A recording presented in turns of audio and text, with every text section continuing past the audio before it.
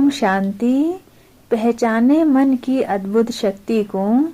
जिस प्रकार किसी शांत सरोवर में एक पत्थर फेंकते हैं तो जिस स्थान पर पत्थर गिरता है उस स्थान से जल तरंगे उठते हुए वृत्त के आकार में फैलाता है। यह आपने देखा होगा और ये चीजें खेल खेल में हम करते आए हैं। ठीक वैसे ही मन एक बहुत बड़ा सरोवर है जिसमें हमेशा कुछ न कुछ डाला जाता है जो हलचल पैदा करता है। जैसे ही मन में आपने संकल्प रूपी कोई भी पत्थर डाला तो उसके वाइब्रेशन एक वृत्त के आकार में चारों ओर फैलते जाते हैं।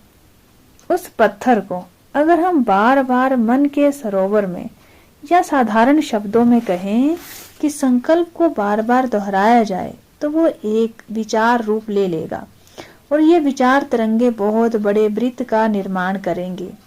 इसमें शक्ति और गति का संचार होने लगेगा। उदाहरण के लिए जैसे आपने एक संकल्प डाला कि मैं महान हूँ, मैं हेल्दी हूँ, लेकिन अंदर से आपको बहुत सारे संकल्प ऐसे भी चल रहे हैं कि मैं कहाँ हेल्दी हूँ, बीच बीच में तबीयत खराब होती रहती है।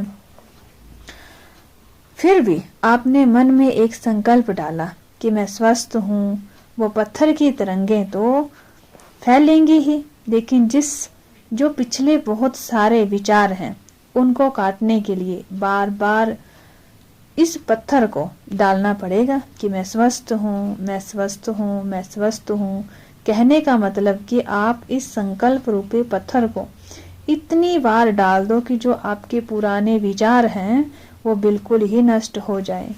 जब इस संकल्प में शक्ति और गति का संचार होगा तब जाकर आपका मन इस बात को स्वीकार करेगा कि आप सच में हेल्दी हैं। इसी शक्ति एवं गति को या इससे मुक्त विचार तरंगों को वृत्ति कहते हैं या मनोबल कहते हैं, नजरिया कहते हैं या दृष्टिकोण कहते हैं। अब यही वृत्ति ही हमारे भाग्य का निर्माण भी करती है या संकल्प सिद्धि भी करती है। वृत्ति जितनी शक्तिशाली होगी उतना ज्यादा विचार तरंगों की शक्ति एवं गति की शक्ति होगी।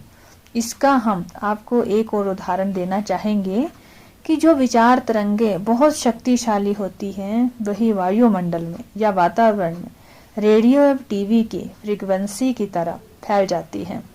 कहने का मतलब कई बार हमको लगता है कि कोई भी संकल्प हम करते हैं लेकिन वो सिद्ध नहीं होता। इसलिए ऋषि मुनि लगातार एक मंत्र का उच्चारण करते रहते थे और वो उसकी सिद्ध कर लेते थे। तो हमें भी अपने संकल्पों को सिद्ध करने के लिए बार बार उस संकल्प की पुनरावृत्ति करनी होगी और तब तक करनी होगी जब तक वो संकल्प और सभी संकल्पों पर भारी ना पड़ने लग जाए। मन शक्तिशाली इसलिए कहा जाता है क्योंकि वो कोई नकारात्मक संकल्प होता है वो ऑटोमेटिकल चलता है, उसको चलाने के लिए कोई प्रयास नहीं करना पड़ता क्योंकि वातावरण में विचार तरंगों में उसको सपोर्ट करती है।